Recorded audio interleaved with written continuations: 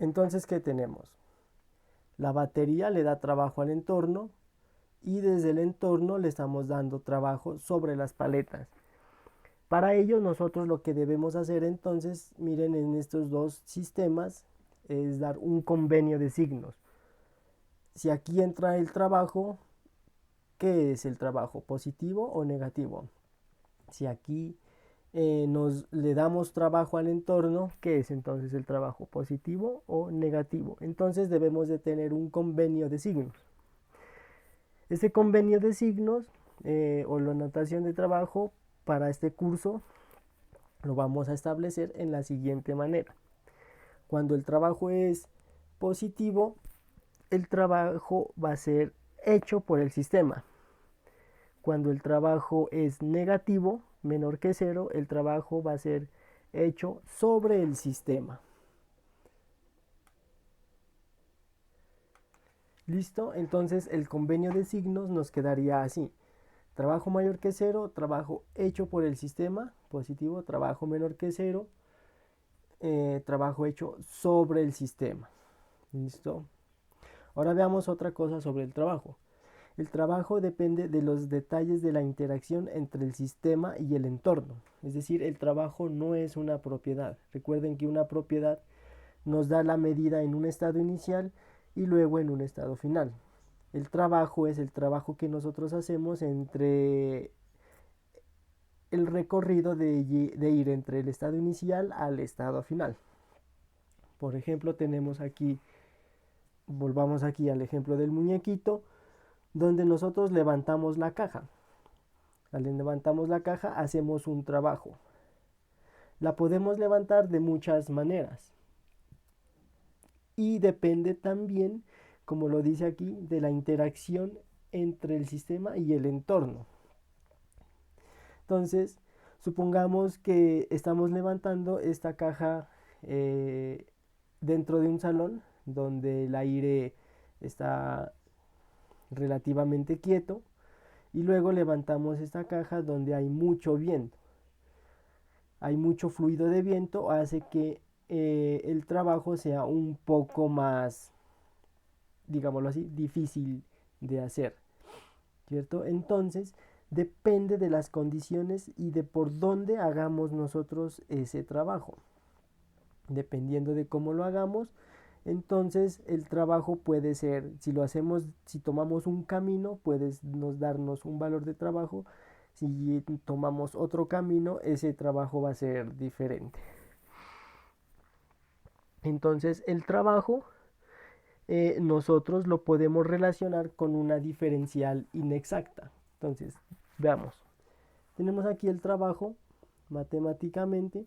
Ese trabajo lo podemos relacionar como la integral cuando uno va desde el punto 1 al punto 2. Al realizar ese trabajo, la diferencial inexacta se relaciona con un delta de W. ¿Listo? Es una diferencia inexacta.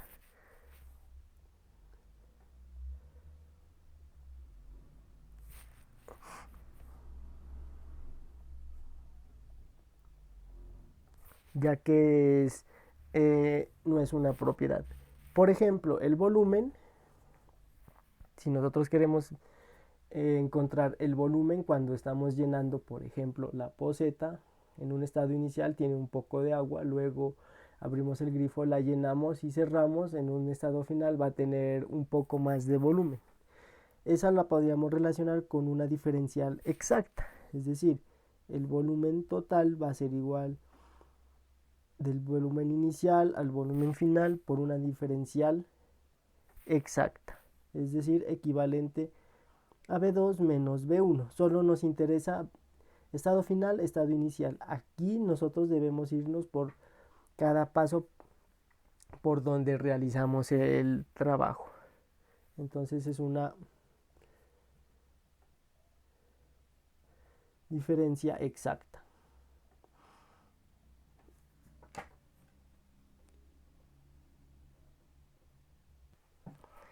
Veamos otro aspecto sobre el trabajo, que es la potencia. La potencia es un término muy importante para física y también muchísimo más para la ingeniería. La potencia nos permite darle un costo de trabajo a los procesos que uno desarrolla. Por ejemplo, si ustedes compran una bombilla, ustedes pueden mirar que las bombillas vienen determinadas o caracterizadas por cuánta potencia consumen. Por ejemplo, las bombillas incandescentes de 60, de 100 vatios que consumen en una hora. O las bombillas que están, o los bombillos fluorescentes que también tienen su consumo.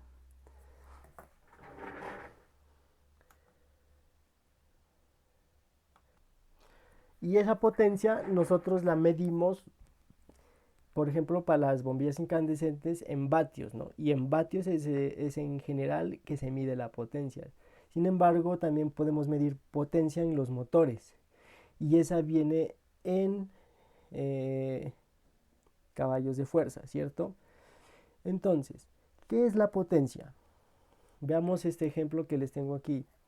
Yo quiero empujar este carro durante, digamos, 50 metros. Aplico una fuerza. En esa dirección lo voy a mover 50 metros. Ahí voy a desarrollar un trabajo. Ahora, ¿qué significa la potencia? Es cuánto trabajo yo realizo en la unidad de tiempo. Es decir, yo haría más potencia o menos potencia dependiendo de cuánto gasto yo moviendo, cuánto tiempo gasto yo moviendo este carro desde este punto a este punto. Es decir, desarrollo más potencia si yo muevo este carro en un minuto. Tengo que hacer mucho más esfuerzo, tengo que hacer un mayor gasto de energía. O si yo desarrollo o muevo este carro en mayor tiempo, es decir, en unos 2 minutos, ¿cierto? Entonces, ¿qué es la potencia? La potencia prácticamente lo podríamos decir cuánto trabajo hago yo sobre el tiempo, es decir, como una velocidad de trabajo. ¿Listo? Pero en este caso nosotros vamos a desarrollar el término de potencia con el W punto. El W punto quiere decir como una derivación del trabajo con respecto al tiempo. ¿Listo? Nosotros podemos decir que el trabajo, miren aquí entonces, la potencia es igual al trabajo sobre el tiempo. Esto sería equivalente, el trabajo es la fuerza por distancia sobre el tiempo.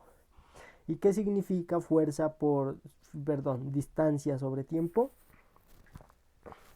Eso es la velocidad, ¿cierto? Entonces, pues nosotros podemos escribir otra forma de la potencia es la fuerza por la velocidad. Y en términos generales lo podemos escribir como un producto punto, ¿no? Esta es la potencia, la fuerza por la velocidad. ¿Cuánto trabajo desarrollo yo en un determinado tiempo?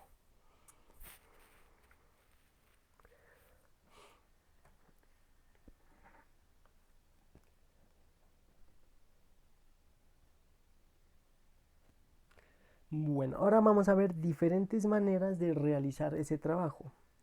Por ejemplo, ese trabajo se puede hacer mediante expansión o compresión. O por ejemplo, ese trabajo lo puede desarrollar cuando hay alargamientos de diferentes tipos de materiales. O en las películas de jabón, por ejemplo, que se extienden o se contraen, ¿cierto? También lo más conocido que tenemos es el trabajo eléctrico, ¿cierto? Entonces vamos a empezar con el primero, que es trabajo de expansión y de compresión.